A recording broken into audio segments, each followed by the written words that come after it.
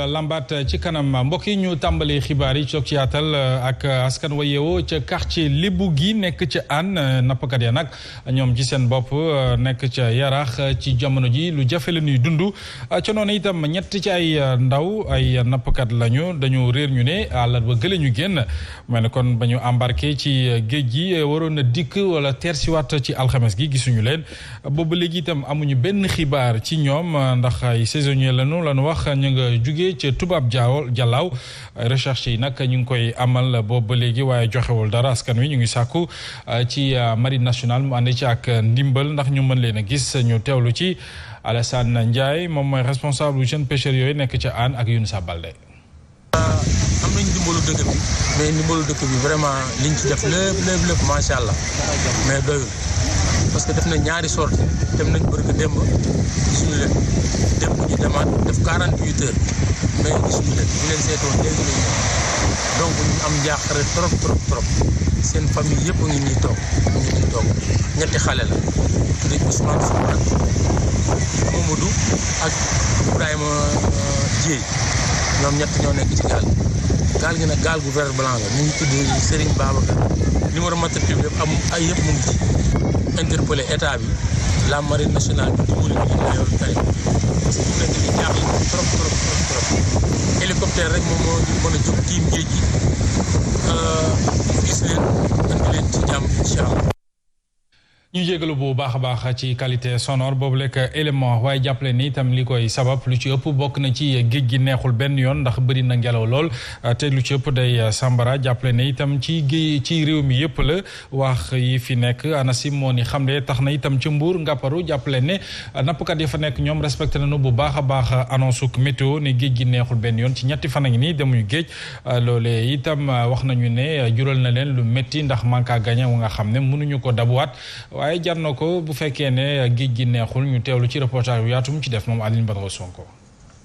ñoo ngi fii ci tefes bu Ngaparu fii nag ñetti fan a ngi nii mool yi demuñu géej seen gaal yi ñu daal di koy aj li ko waral mooy ngelaw lu fort bi nga xamante ne moom lañ nemmeeku fan yi géej gi yaa gis de lu mat ñetti fan a ngi nii demuñu. ñoom nag ñu jàpp ni bàyyi nañ xel bu baax a baax li nga xamante ne mooy alerte météo. météo yi ñu ngi ñuy jox kii quoi. information yi ñu ngi ñu koy jox ñu ngi koy respecté quoi. parce que benn fan bi ngay toog wala ñaari fan yi ngay toog demoo géej mënu la yàqal dara amaana ko boo jaayantee dem yeneen jafe-jafe yu la si fekk wala yeneen conséquences yu la si fekk aussi tamit yaa koy teg sa bopp rek. waaye naka noonu toogaay bi métti na lool ci ñoom ndax ñetti fan a ngi nii dépense te leen. ñun dem nan ba dematuñu suñu njaboot yi ñoo ngi nii am nañu coono torop am nan ka. géej gi bareetul jën da ngay bëgg fukk juróom tëla kuy wut fukk na juróom tëla xam nga ne loolu. lu doy waar la quoi. en tout cas ak li ci mënta am nappkat yi nga xamante ne ñoom lañ fekk fii ci Ngaparu ñoom sëngeem ak jaaxle lañ def d'ailleurs sax bokk na ci li ñu nakkarlu mooy bateau étranger yi nga xamante ne ñooy ñëw di napp ci waax yi. Aline Badara Sonko jërëjëf dañu des mbokk yi ci wàllug napp gi ba léegi ak campagne bi nuroog singili ci joni gi ñu dénk wàllug napp gi di Alioune Ndoye coalition des acteurs de la pêche du Sénégal moom wax na nañu keccet ko ci ndax dafa mel ni ñi nekk ci ginnaaw bëgg a xeex joriñ gi ak itam ay argument yu ñuy avancé teguñu ko fenn tax na itam dafa mel ni Alioune Ndoye dafa leen arrangé wul ci doxal seen i mbir ñu teewlu ci ki nga xam ne moo àddu yox seen kàddu di Jabel Mengere. fi nga boo dee jeune da ngay dem nga liggéey ci loolu mooy dëgg topp bureau yor sa cartable topp ONG yi ñu lay alimenté di la jox xaalis di la yuuxuloo di la noppiloo kon ñooñu loolu moo leen dal la leen dal lu leen mën naa si tudd ay tur mën naa si tudd ba fi ma taxaw ni sax mën naa si tudd ay nit yoo xam fi lañ dëkk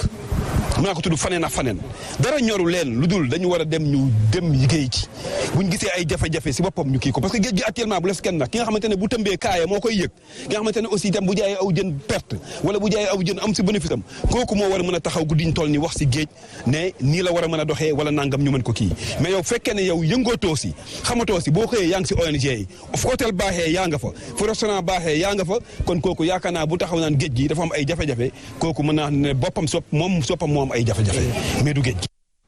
mi ngi noonu Hadj Mansour secteur napp gi yëngeen fu ne waaye dañ koy tàmbale ak doomu Sénégal yi riir est-ce que jotul ñuy déglu léeg-léeg bu baax a baax ngir mën a tàbbi ci waax yi météo nga xam ne souvent day alerté ci bu géej gi neexee wala bu neexul. bu fekkee yàlla nattu la Mohamed nga dem géej fekk na jote woon alerte météo aussi ça pose problème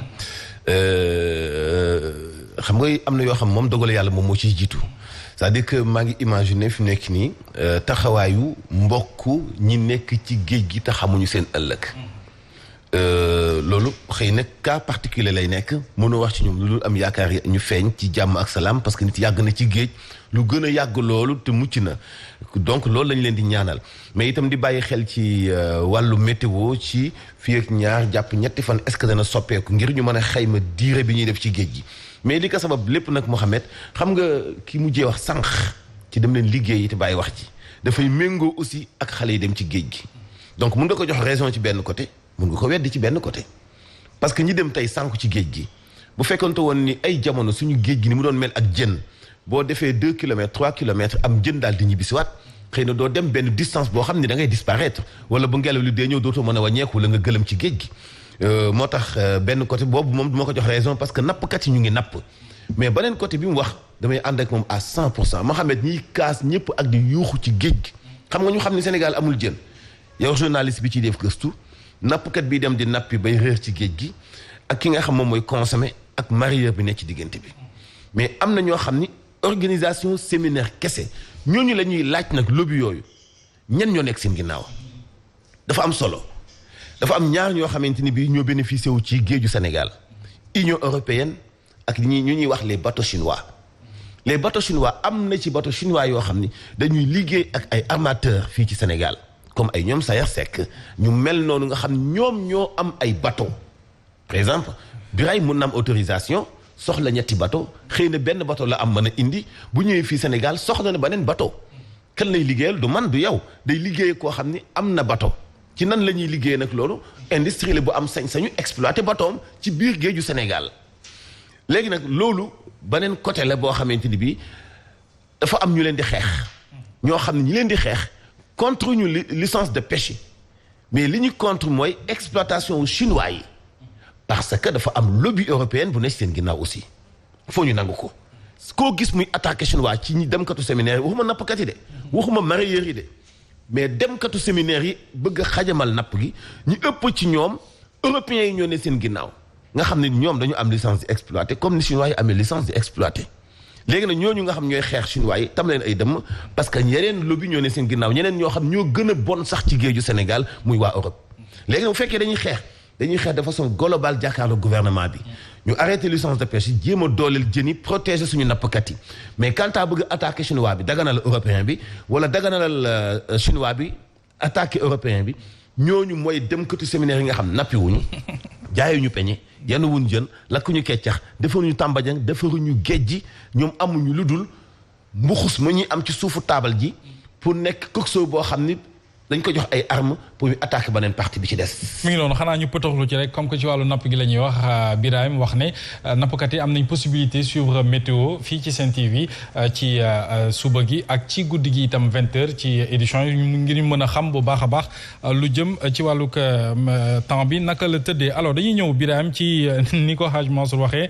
demkatu séminaire yi lu ci ëpp moom la coalition des acteurs pêche ak du Sénégal yi wax ñoom nee nañu du ànd nañoo ak ñoom par rapport ak li ñuy xuppee ak xeex jëriñ bi fi nekk ndax seen intérêt bopp kese. ñooñu ngay wax ñi Mansour di tuddee séminaire. mais du Alioune Ndoye lañu njëkk xeex de. avant Alioune Ndoye pratiquement ministre de la pêche et de l'économie maritime bu fi taxaw ñu xeex la alors que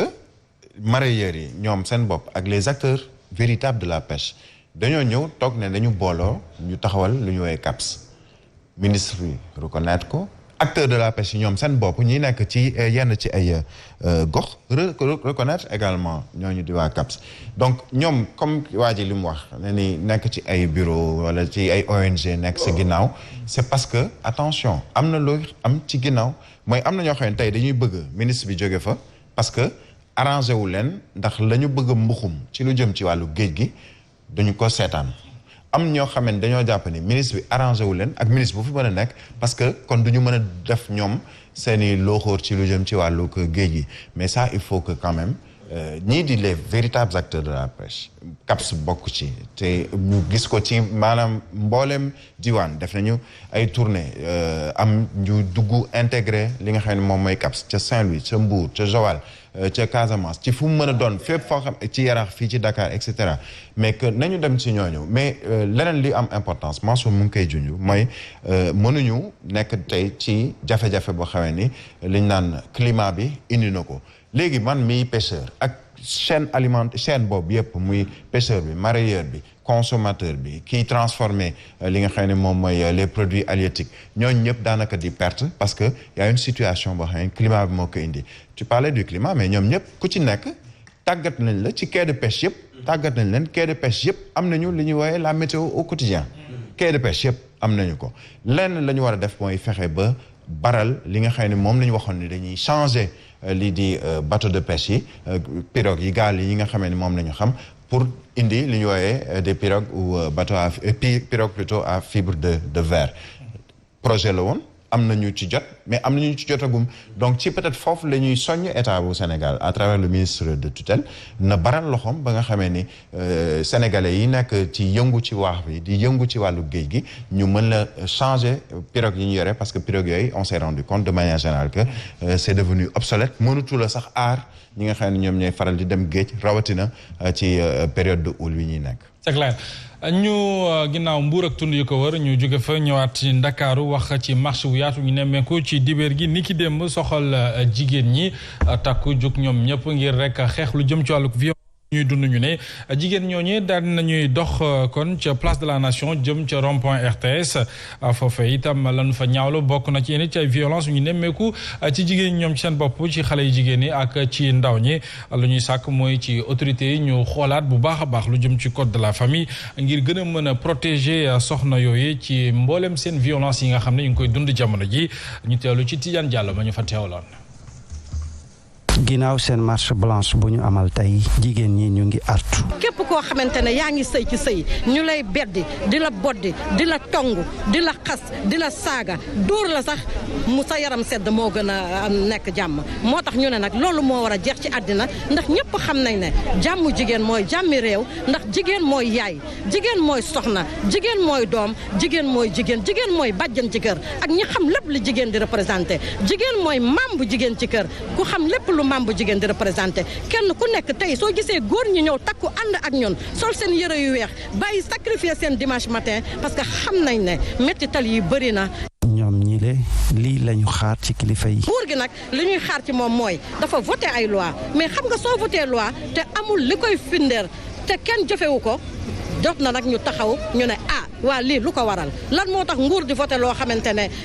du am duñ ko pratiquer duñ ko jëfee dafa war a jeex te tamit code de la famille dafa jox jigéen cër dañ ko changé jox jigéen cër. ci fan yi di ñëw dañuy amal yeneen plan d'action ngir wone seen naxar ci violence yi ñuy faral di teg jigéen yi. Diallo ni ñu ko amalee fii ci Ndakaaru noonee lañu ko amalee ca Thiès itam benn dëkk ñaari gaar marche blanche lañu ko duppee jigéen ñi jébbal nañu ab mémorandum ci gouverneur bu ne ci région boobee lañuy sàkku ci njiitu réew mi itam wala état bi rek mooy ñu andi ak joyanti ak i pexe jëm ci ni mu fi ne xuus lu jëm ci wàllu violence soxal ci jigéen ñi ndaw ñi ak itam xale yu jigéen ñi ñu teelu ci soxna Abibatou Fall moom nag moo àddu yox seen kàddu ci micro Mbay Talxuma. pour coono métital jigéen jeex ci àddina waaye pour noppi gi ñuy noppi yëpp jeex ci àddina ndax bu ñuy wër di wax rek naan dañuy xeex jigéen ñi dañuy xeex violence te identifié wuñu violence ba xam fi muy jóge ndax ñëpp dóore wuñu góoru Sénégal yëpp siifuñu kat góoru Sénégal yëpp dóoruñu monsieur le gouverneur ñu lay fàttali ne dafa am rek lu ñu jaaxal soxal ñu di raam ñu naan naam ngi jóg ci ñag bi la jëm mu faf bëtt ñag biy dem tey bi jigéen ñi njëkk a yëkkati seen loxo mu daw tàbbi ci sa loxo ñu lay ñaan rek nga yërëm ñu ngeen yërëm ñu boole ñoog ñu ñuy yërëm sunu kàddu yi buñ la ko joxee ba nga jottali ko kilifa yi ci kaw nee ko yërmande la ñuy ñaan dañoo bëgg ñu yërëmaat ñu. mi ngi noonu Haj sabab li soxal marche blanche du leen lu dul ñoom jigéen ñi dañoo yëg ne li ñu leen di violenté dafa bari lool. waaw mu nekk loo xamante ni bii daanaka ñu war a continuer di ko xeex la. jàppale leen ci xeex boobu. parce que dañu am rôle bu am solo bu ñuy joué li ma dul nangu toujours yenn saa yi mu bokk ci ay séminaires yoo xam ni même idée boobu laa fay défendre bu ñu nekkee ci géew bi mu nekk maanaam powum gar ku mën a génne sama moom génne ko ci géew bi ku am résistance doo génn maanaam góor dafay nekk victime comme ni jigéen di nekkee victime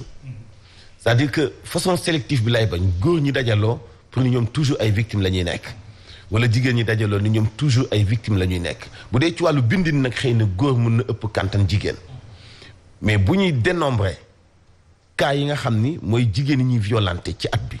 dañu war di dénombrer aussi nit yi nekk victime bàyyeekoo ci jigéen loolu mooy équilibre social kenn mënta rafetlu yaayu famille yaayu société yaayu nation yaayu àdduna bi yépp mooy ummul umma li arab di wax ummul umma yaayu xeet wi ñuy nangu ñu koy brutaliser wala ñu leen di sonal wala ñu leen di gaañ wala ñu leen di xañ seen cër ba ci miraas yi ci wàllu suuf ak yu mel noonu loolu jaaduwul te ñu ngi continuer di ko xeex ci façon bu logique mais façon bu mënul nangu aussi mooy xeex bu amul équilibre di dénombrer kaaw victime yi te duñu dénombrer cas yi nga xam ni ñooy nekk ay victimes jóge ci jigéen ci at mu nekk bari nañu loolu ci sëy yi ni góor ñi jigéen ñi sonne ci ñu leen di sonal ci sëy pour divorce noonu la góor ñi di sonne di nekk ay victimes ci jigéen ñu leen di exiger ay divorce wala teg leen lu ñu tegoowul ñaata góor ñuy dund boo ko dénombré ci dund ak seen jabar infidélité bari na dund ak seen jabar yeneen ak yeneen bari na c'est-à-dire que itam dañuy bëgg ñoom ma dama ànd ak ñoom de ci marché bi parce que ñoom ñooy suñu ay yaay mais itam ñuy maandu ñuy équilibré c'est-à-dire que di ñaax seen yeneen i nattangoo yiy def ci ak tayeef jëf ju bon ju mel noonu jëmale ko ci góor wala jëmale ko ci seen moromu jigéen li ma waxoon rek violence moom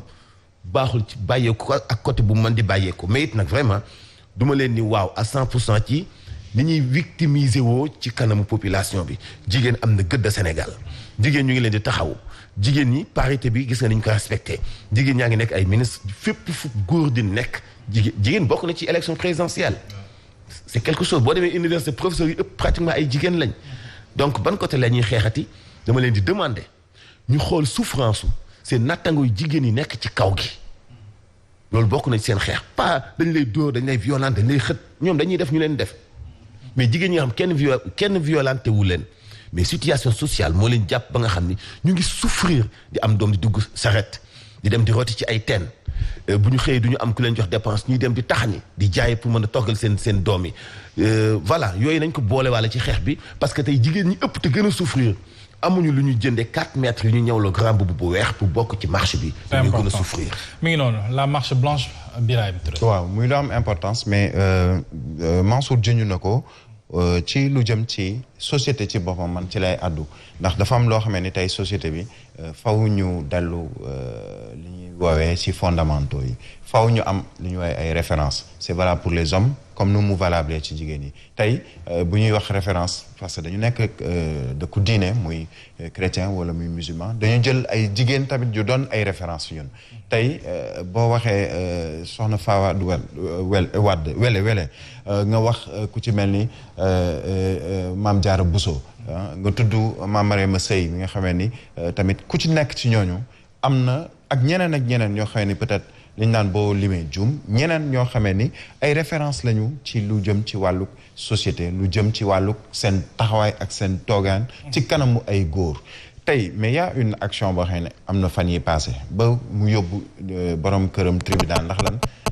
soxna si dafa dóor jànqam dóor ko ba gaañ ko ba daggate yaramam jëkkër ji nekk quelque ku impuissant par rapport ak jabaram parce que amul woon benn possibilité lu dul jël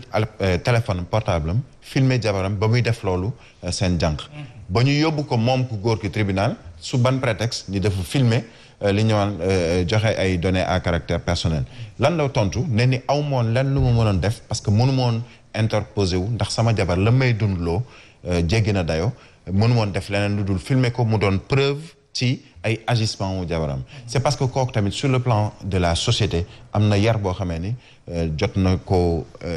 defuñu ko ci moom tey il faut nécessairement que et ça c'est également le rôle des parents dellu soit ci li ñu wooye ay fondamentaux ba nga xamee ni yow Mohamed Diop miy góor boo jàkkaarloog jigéen dina am loo xam ne yara nañ la ko ba lenn doo ko mën a def ci kawam ndax jigéen ñooy suñuy yaay ñooy suñuy jabar ñooy suñuy rakk ñooy suñuy mag ñooy ñi nga xamee ni tey bu ñu amee ay jafe-jafe si ñoom la ñuy dem ngir ñu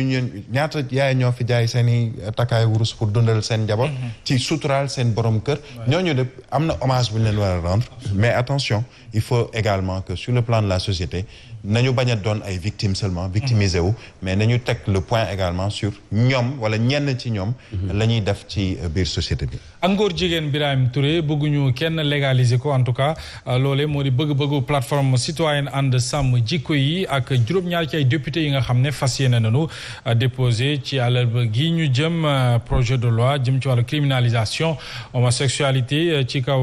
taabaluk njiitaluk assemblée nationale waaye jàppale ne ànd sàmm jikko itam mi ngi woo bu baax a baax député yi ñu voté boobu léegi loi ci unanimité Damboj moom mi ngi leen di xaar ci wet gi wax na ne moom député bu wotewul bi le projet de loi dinañ la jébaane fépp ba sénégalais xam li tax wote woo ko Damboj ñu teewlu ko. loolu nag bi ñu ko defee pare mu des nag kon ñu dem assemblée nationale ñu déposer proposition de loi bi kon nag muy càkkutéef boo xam ne ñi ëpp ci sénégalais yi ñoom ñoo ko laaj ànd nag ak vraiment ñi nga xam ñoo nekkal ci département yi ñeent fukki département yi ak juróom ñu woo leen bu ko defee ñu àndandoo dem teg ko ci table président Moustapha Niasse wax nag député Sénégal yi nañ ko voté ñun leenu jàpp mooy député yi amuñu beneen yoon bu ñu mën a jaar bu dul voté loi bi sénégalais yi ñoo ko bëgg te ñoo moom sunum réew bu ñu ko deful nag comme élection yi mi ngi waaj bu jotee ñun ànd sàmm jikko yi daañ taxaw fi ñu war a taxaw delluwaat ci xalif généraux yi dem wàcc ci terrain bi wax ak sénégalais yi ni leen yii député voté nañ ko yii nanguñu koo voté bu ko defee ñi ko voté wul ñu jële leen fa pour que ñi leen di wuutu man ñoo votel ab loi parce que ñun duñu bàyyi mukk. mi ngi noonu Hadj Mansour bi le projet de loi daan na ko jébbal assemblée mercredi ànd si sàmm jikko yi ak juróom-ñaar ci ay député ñoo ko fas yéene def waaye Damboj moom li ma xamle mooy ci wet gi ñu ngi xaar député yi nga xam ne wotewuñu boobu bi le projet ngir ñu mën la jébaane sénégalais yi. wax na dëgg. fii laa taxaw semaine bi passé ma ne leen député bépp boo xam da ngay cautionner wala ngay promouvoir ak ngóor jigéen yaa xam defalu la neex mais du tee nag ñu ne la da nga jël sa ay responsabilité ci kanamu Sénégalais yi bépp député itam boo ñu ni dañu bëgg a araamal góor jigéen Sénégal ci assemblée nationale nga ni man du ma ko voté assume tes responsabilités te nañ la vilipande bi daam booj wax xëy na ku nekk am na mesure booy nekk xëy na man Mansour Diop mënu ma taxaw di vilipande nit ki Birahim mënu ko mais yeneen organisation yi nga xam ne am nañu sañ-sañ bi daañu la vilipender tudd sa tur dénoncé la te bu ñu la dénoncé tudd la ñun daañu la tudd boobaa daañu am accès ci wax dëgg sa xar kanam yow ban sénégalais nga dëggantaan est-ce que mérito nga nekk ci suñu pencum ndaw yi réew mi gis nga bu ñu waxee ak ngóor jigéen waa sàmm jikko yi nii du affaire diine kese affaire morale la affaire suñu société la dafa am lu mu laaj ak lu mu laaj. ñun suñu société amul benn diine bu sax bu ko nangu mais da ngay wax inde ñu am ñu askanale ko foofu mais da nga naan suñu ngor nanguwu ko suñu aada nanguwu ko suñu ngëm-ngëm nanguwu ko suñu diine nanguwu ko ñun sax ñu nanguwuñu ko parce que ñun dañu seexluwante contre nature la tudd xam nga yàlla mu ñuy bind moo gën a xam góor ak jigéen góor ak góor contre nature la jigéen ak jigéen contre nature la pourquoi ñoom seen bopp ñu tuddee ko contre nature parce que normalul parce que baaxul loolee nag fii ñu nekk te ñu teewal ca pencum ndaw yi réew ma bu ñu nee nañ ko fi araamal bépp député bu ni bu ñu ko araamal assume tes responsabilités bu la gars yi dénoncé daañu la siiwal de daañu wax sa njaboot ni ñëpp ni yaa lànk ni doo fi xeex ak ngóor jigéen kon yaa fi daganal Damboj kii li mu wax moom ñëpp ci la ñu ne. mi ngi noonu Birahim Touré. li ma bëgg xam mooy ndegam ci wàllu ko bu ñuy voté boobu la loi ndax vote secret lay doon. wala vote boo xam ne ñëpp ne fàng ndax li mu wax condition bi loolu la mais Mohamed Diop bu dee vote secret la am na si ñoo xamee ni duñu ko voté xamul tax Sénégal adduna bi ci boppam le lobby homosexuel dafay taxaw bu mu ëpp ñu voté loi ñu bañ a voté loi daf fi présent bu mu ëpp xam nga Cheikh Yérim Seck mu ngi wax la dernière fois ci benn yéenekaay je pense c'est l'Observateur moo ko doon wax am na lobby yoo xamee ni tey am na ñoo xamee ni bu ñu yóbbee loi bi ci Assemblée nationale bu dee vote bi secret lay doon du ñu ko voter parce que dafa am yeneen ni soubassement sur le plan politique sur le plan économique et ça pas seulement pour Sénégal am na réew yu bari yoo xamee ni jamono ji dañuy ànd ak réew yi nga xamee ni dañuy légaliser homosexualité wala dañu ci am benn cër bugguñu ñuy def lu ñu woowee beddi ñoo xamee ne dañoo bokkul li nga xam ne moom mooy jëmuwaay ci wàlluk sexualité fii Sénégal indi nañ fi benn kii di wax wàlluk genre ci ay loi wax waxu genre lan la fii ni kilifa yi wax ne ni genre boobu li ñuy wax genre dafa indi beneen coow parce que mën nañ ci légaliser lu ne wala mën nañ ci wax lu ne. ndax dañ naan genre koo xamee ni góor nga di see góor muy loo xamee ñun suñuy diine mayuñu ko. yàlla def Sénégal doon dëkku tarixa doon dëkku diine. amul benn ci suñuy diine yoo xamee ni li ñu naan les religions révélées boo xamee ni bàyyi na wala mu daganal li ñu woowee homosexualité. mais il y a une réalité boo xamee ni il faut également que sénégalais yi citoyens sénégalais yi ñoom ñoo koy xeexal seen bopp parce que gis nga lobby yooyu mais ñu ngi ci lu nekk am na benn société boo xam ne dafay yëngu ci wàllu pétrole ak gaz. du ma tudd turu société bi. mais dafa dem ba soppi ay couleur am def ko ay couleur arc-en-ciel. te mu ngi actuellement boo rombee ci Dakar wala feneen foo romb di nga gis seen i panneau et dañu ni woon du fi am. mais di nga gis def nañu ko changé nañu ko te kenn du yëngatu. mais image homosexuelle la ñu fi indi parce que dañoo indi li ñu woowee yooyu les couleur arc-en-ciel nga xam ne ñëpp dañ ko féetale li ñu woowee LGBTI. ñu dem ba ci wàllu dictionnaire ñu dem ba di indil benn mot bu bees muy IELS wala IE2LES pour dire que ñooñu duñu duñu el ñu dem ba di ko inculquer nit ñi. gis nañ fi benn ca Rufisque la woon suma juumul examen ci wàllu composition wala devoir ñu ci def promotion de l'homosexualité que defoon lan la mujjee def di yónnee ay vidéo di excuser wu ne ni xalaatewu ko woon noonu et cetera et cetera il faut léegi comme yooyu yëpp muy assemblée nationale wala muy ci biir gouvernement muy ci secteur boo mën a jël. am na ñoo xamee ne peut-être du ñu am sañ-sañu taxaw ci kanamu télévision ne ni nanguwuma mbirum góor jigéen parce que dañuy am yeneen lobby yu nekk seen ginnaaw mais c'est à la société sénégalaise muy man samay doom ma tàggat leen ba nga xamee ni lépp lu jëm ci wàllu woowu duñ ko fekkee mais léegi même les télévisions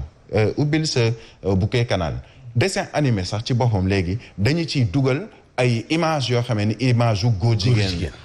Superman bi ñu mujj génne ça c'est dans l'actualité muy koo xamee ni dañu jàpp ni kii super héros et cetera ci dessin animé mais il a un copain alors que góor la ci biir dessin animé yi ça veut dire que de plus en plus ñu ngi inculquer dans l'intellect de certains surtout des plus jeunes li nga xam ne moom mooy daanaka légaliser wala dañ naan ni c'est naturel wala c'est normal c'est à nous parents frères amis ñi nga xam ne ñoom ñoo nekk ci biir société bi am lu ñu gëm ba tey ñun ñoo war a seet naka lañ def ba suñuy njaboot ñu tàggat suñuy njaboot ba ñun li ñu gëm muy ci wàllu diine ndax moom la ñu yaree den dara du ko soppi quel que soit xaalis bi ñu lay dugal parce que c'est quand même des milliards de francs CFA. xam nga yow Mouhamed boo amee sa permis de conduire ñu ni duñ la wax yow ba xam góor nga wala jigéen nga genre lañ lay bindal ça pose problème. carte ñu dindi ci turu papa ak yaay. dama ci mus a dénoncer loolu jamono jooju Maître Oumar Youm moo nekkoon ministre bi wax lu jëm ci wàllu transport góor day nekk góor wala nga nekk jigéen àdduna yàlla bindul ñetti xeet Zakar Moussa la yàlla bind góor ak jigéen ci bépp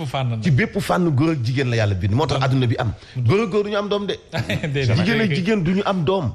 góor ak jigéen ñooy am doom ba ci garab yi ba ci bàyyuma yi ba ci jën yi ba ci lépp góor ak góor du ñu am doom noonu la ko yàlla bindee jërëjëf Hadj Mansour ñu dem ca Casamance addu ci victime yi nga xam ne lañoo lor woon ci mine gi ñoom nag jamono ji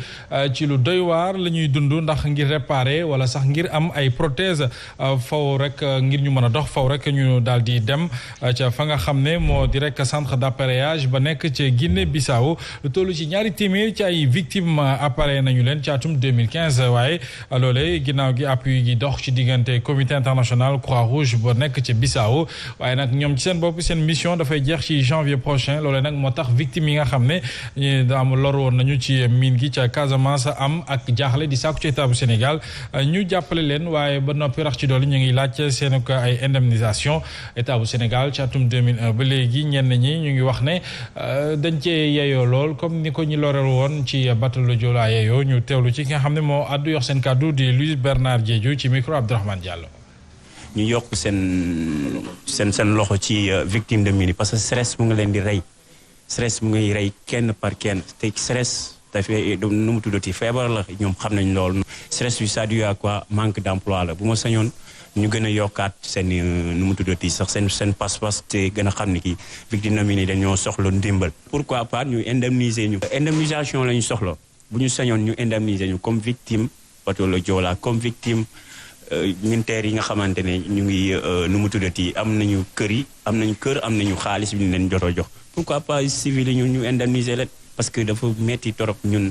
bu ñu dépendre suñu association. non ñaari téeméer ci la ñu tollu Haj ay victimes yu loru woon ci ndell yi ca Casamance ñoom nag bu ñu bëggee prothèse wala sax defaraat seen yos dañuy dem ba ca comité international bu Croix-Rouge ba nekk ca Bissau ñoom nag seen mission day jeex ci janvier moo tax ñu tiit. dañuy jooy loolu am na ñeneen ñuy jooy seen ay doom yu jàngi ci école bu Gambie ñeneen ñoo xam ni ñu ngi jooy bu ñu tawatee hôpitalu Gambie la ñuy fajoo jee di wane rek ni ñu jëlee lépp concentré ko ci Dakar te taxul mu doy. nguur gi war di gestu yenn ci ay gox-goxaat parce que Thiès terre des hommes mu ngi fi Casamance war naa am lu mel noonu ngir mën a taxaw ñu nekk ay victimes ci ay mine ñu mën leen a taxaw ci jumtukaay yi ñuy doxee jumtukaay yi ñuy mën a defaraate seen jëmm parce que xëy na ni ko waa ji waxee ñoom ñëpp ay victimes lañ ci loo xam ne kenn sababu ko demuñu ci xeex wala nangam mais guerre la bu fa amoon ñu suul fa ay mine donc état bi am na part de responsabilité ci jàppale leen ci dimbali leen mais comme ci benn réew la ñu nekk boo xam ni du ñu def farata xam nga bu waa Dakar ne siiwa faju ñi nekk ci gox-goxaat yi te amuñu tawati urgence waxaale wu ñu leen xam nga bu waa Dakar amul ndox mu baax mu ñu naan te amuñu benn explication ñi nekk ci gox-goxaat yi waxaale wu ñu leen li gën a dangereux mooy Mohamed dañu nekk ak nguur yoo xamante ni bii suñu état yi duñu dégg c'est-à-dire mooy faale wu ñu ñuy joytu ak ñuy jàmbat suuf yow suba goo xëyee suba ba ngoon ay difficultés yi Sénégalais yi jànkuwanteel mu ëpp li jàll sa journal pourtant da ngay jàllale ñoom seen i ay réalisation bien sûr est-ce que bi nga xëyee da nga zappé terre bi ñu war a inauguré le 27 pourtant dañu la war a fay communication yaa ngi leen di defal annonce communication annoncé nga nombre de gendarmes yi nga xam moom la ñuy jël pour la sécurisation c'est-à-dire que lépp li seen activité yow da nga koy couvrir mais lii ëpp ci lu baaxul moo ëpp bu ko defee ñoom dañuy dem ba am fu ñu la takkal benn étiquette mooy kii du gis lu baax mu ko ok ñu ngi wax lu baax li c'est que safaanu lu baax li daa ëpp moo tax ñuy continuer di dénoncer dañuy continuer di ko dénoncer toujours mooy manifestation bi gars yi defoon réew mi dara doxul yokk nañu mburu mi fanweer ak juróom kenn yëngatuwul kenn mënu laa wax kilo ceeb tey ñaata lay jar Mohamed da ngay dugg ci boutique bii nii jënd ceeb 400 dugg ci boutique bi jënd ceeb 350 te daanaka benn xeetu ceeb lay doon ceeb bi amul njëg gu ñu fixé ñaata boutique lañu fi jàpp fan yële passé amande leen ana xaalis boobu loolu du riba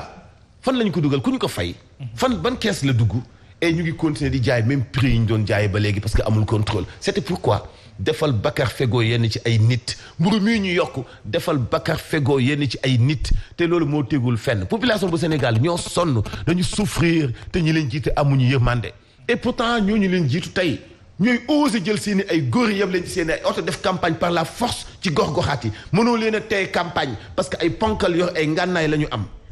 quel pays. d'accord Birame ñu dikkaat ci victime mine Casamance yi ak jafe-jafe ñu am seen wàllu appareillage mais ça pose problème xam nga bu ñuy wax wàllu équité territoriale lii da koy firndeel parce que tey centre national d'appareillage orthopédique bi ñu am bi ci Fosbok moo ngi fii si biir Dakar mais est-ce que ça concerne seulement ñi di nekk waa Dakar parce que tey boo doon xool ci wàllu victime mine mën nga ëppee ca Casamance il est vrai que fii boo ñëwee fu ci mel ni hôpital militaire bu Wakam bi fa centre ba nekk ci yenn ci ay orthopédistes plutôt nekk fa ay kinésithérapeute ña ngi fay tabax ña ngi fay liggéey li nga xam ne moom moo jëm ci wàllug yooyu les appareils yi nga xam ne ni ñenn ñi seen cër wàññeeku dañu koy soxla muy wàllug ay tànk yu ñu dagg wala leneen ak leneen loo xam ne dañ leen ci mën a jàppale mais est-ce que tu sais Mohamed Diop ku ñu bari bu ñu bëggee tey faj boobu lay jàngoro dañuy génn réew mi ñii Guinée-Bissau la ñuy dem parce que peut-être moo leen gën a jege ñu nekk ci frontière bi mais am na ñoo xam ne jaral na leen bu fekkee ne am nañu les moyens ñu dem bitim réew pour mën ko am parce que ba léegi dafa am lu des ci wàllu woowu équité territoriale bi may wax nag mooy ñaata médecin yoo xamee ni seen spécialisation ci loolu la ñoo nekk dans les autres régions du Sénégal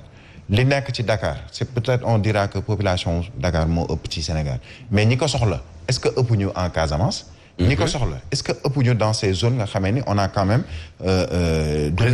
dund nañu fanweeri at ci wàllug crise te ba léegi fan yee passé ñu ngi koy fësal lu toll ak 1 million de mètres carrés mu ngi des ba léegi ay mine yu fa ne ñu war leen a sulli war leen a dindi mu am kuréel gu ñu ko dénkoon mu am fu mu yem ci wàllug liggéeyam parce que dafa am wàllug moyen yoo xam ne da koy soxla ngir mën a dindi yooyu les mines ça veut dire que du jour au lendemain ñaanuñu ko tey nii fi ñuy wax ak yow nit mën na kalaate ci mine ci boo xam ne dañ ko fa suul après lan la koy indil bu fekkee ne bakkanam desu si mooy indil ko laago léegi kooku nga xamee ne dafa soxla centre d'appareillage bu mel noonu pour mën a jotaat lenn ci ay cëram lu ci mel ni tànk mën permettre ko mu mën a dox ay soxlaam permettre donc fa mu nekk ñu mën sur le plan économique mu bañ a doon un bras invalide koo xamee ni mënul dox mënul kii fan ngay mujjee ci yalwaan alors que gouvernement moo war a fexe ba sur le plan territorial fépp foo xamee ni soxla nañ fa gynécologue fépp fu ñu soxla benn orthophoniste fu ñu soxla koo xamee ni médecin réanimateur la wala ambulancier fu mu mën a doon mais que Sénégal lépp loolu mën faa daj ba ñii nekk tey Casamance war a génn frontière dem ca Guinée-Bissau pour mën a def li nga xam ne moom mooy wàllu appareillage orthopédique ak yooyu mais ñooñu ñu mën leen a defal benn centre sur place boo xamee ni ñoom itamit dañ leen jël en considération parce que bu ñuy wax rek ci lim ña fa laago moo ëpp ci ay wàllu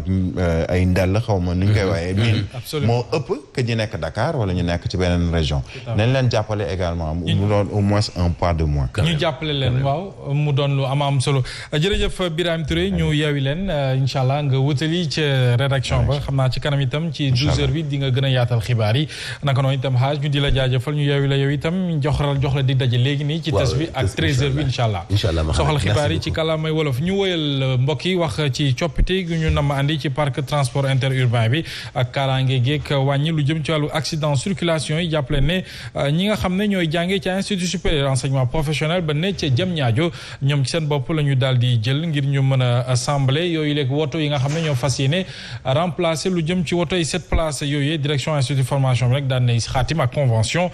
partenariat soxal fabricant ba ak fabricant modèle yooyu ak ñoom ci seen bopp dañu ciy teewlu Cheikh Ahmed Tidiane Seck. ndaw yi pare seenam njàng ci wàlluk woto ci ISEP bu Diamniadio noo war a nag solo woo liggéey yi taxi yi war a wutu 7 places yi seen direction l'école xaatim na convention bi ko lëkkale ak ko koy defar. ñun actuellement on est dans la maintenance mais fabrication de véhicules boobu déjà dafa am 2 aspects yu ci nekk 7 places yi fi nekkoon di fi daw yàgg fi yooyu lay ñëw pour remplacer fare dinañu permettre ñun suñu jeunes yi nga xam ne ñu ngi leen di former dans les compétences des métiers de l'automobile ñu ñëw ak ñoom monter ces véhicules là. melukaanuk woto ba ñu tànn nag dëppoo ak suñuy soxla nañu ko bëggee ci wàllu transport interurbain dana amit njeexital ci kaaraange ci tali bi. chaque jour ngeen dégg accident boo xam ni 7 places daf ci bokk indi ay laago wala indi ay bakken yu ci rot ñoom bi ñu xoolee ba gis ni lëkkaloo ko ak ISEP Diamniadio nga xam ne ñoom si ñaari at dañuy tàggat gune yi ci loo xam ni buñ ci génnee bu ñu farloo tuuti rek dañuy am liggéey si saa si mbaa ñu sanc seen liggéeyu bopp. ay unité industrielle yu bari fabricant bi diggée na dana ko sanc ci biir réew mi loolee nag bu antoo dana tax étudiant yu ISEP bu Diamniadio bu ñu noppee seen tàggat mën a yaakaar am xëy. Cheikh Tidiane Seck jërëjëf ñu wax lëf jëm ci wàllug wërgu-yaram ak situation Covid-19 fii ci réew mi di Sénégal mel na ni cas yi jamono ji ñu ngi gën di yokk jëriñ ñu dénk wàllug paj meek paju mi wax nañu ne lu toll ci 2 fukk ci ay contamination yees nemmeeku nanu ko ci samedi gi ñu génn lu toll ci fukk ak juróom-ñaari cas yëpp ñu ngi ko enregistré fii ci région bu Dakar mel ni kon loolee mi ngi ñuy ragal lool ci ñeenteelu vague bi nga xam ne boobu moywul dina rek sonal Sénégal te loolu ëpp naa bañ kon xalaat ndax gis nañu ne jafe-jafe la Sénégal di dund ci bañ a sàmmonteeg lu jëm ci wàllu mesure barrières yi fàtte nañu ko wàllu vaccin yi moom sénégalais yi waxatuñ ci lu ci jëm danañ ciy teelu kàddu yi Alassane Balde. gannaaw ay weer yi nga xamante nag dal la ñu nemmeeku woon lu jëm nag ci anam yi nga xamante ne moom la mbas mi di duggee ci askan bi ñu jàpp ni nag lim bi mu koy gën di yokk bés bu yàlla sàq la koy firndeel di xibaar yi nga xamante ni ministère daal na koy fësal ni ki démb nag ñu jàpp ni lu toll ci 2 fukk ci contamination yu yees lañ daal di nemmeeku ci yooyu le cas nag daanaka fukk ak juróom-ñett yëpp di ay cas communautaire ràññeeku ci diwaanu Ndakaaru lu ni mel sax tax ñu bëri tàmbale am tiitange lu jëm nag ci ñeenteelu vague bi nga xamante ni mën naa dal ci kaw Sénégal loolee ñu jàpp ni waruñu ko mën a dàq yoon gannaaw bi nga xamee ne lii di variant bi di Omicron nu muy wàllaatee daanaka ëpp na 1 yoon yu ko jiitu woon ñoo doolee ko siit lu jëm ci ñàkk respecté mesure barrières yi rawatina lii di rassemblement yi di gàllaañoo jamono ji ñoo doolee ko siit li nga xamante ni mooy vaccination bi daal di sooxe lool ba tax sax lu toll ci 200 junni ci ay doses sax yàqu nañu bañ daal leen sandi mu mel ni nag tiitaange war na waaye fagaru doon na lu gën. Alassane Balde jërëjëf ñu wax ci ñu dem ca Kaolack wax ci marché wu yees wi nga xam ne moom la ñu dëppee marché Médina investissement yi nag ñu ngi ko tënkoon ci 3 ak juróom ci ay milliards ci sunu koppar jàpp nañ itam boobu lekk marché jotaguñu ci ba léegi ñoom commerçant yi juróom-ñeenti at a ngi nii liggéey tàmbali délai ba nag 8 mois muy juróom-ñetti mois weer képp lañu ko xayma woon ngir ñu mën ko jébbal commerçant yi waaye jamono ju àddoo ngeen di teelu moom boobu lekk marché dañu ko tëj mu jaaxal lool sax ñi nga xam ne ñoo di commerçant yi di sàkku ñu dàmp leen ndax ñoom dañoo joxe woon seen ay cantine ngir ñu tabax fa boobu lekk marché ñu teelu ci Alioune Kane. liggéey yu jëm ci marché bu bees bii nekk ci Medina Baye biñ koy lancé am na juróom-ñeenti at te sax dañoo waxoon ne juróom-ñetti weer dong lay liggéey bi di am ñu jébbal ko commerçant yi. waaye nit mënuloo ko ni da nga koy tabaxal depuis 9 ans mosoo woo na ko kaa ñu def nangam mosoo woo na ko kaa ñu loo xalaat si nangam te yow nga ne moom nga bëgg a liggéeyal man loolu daf may jaaxal.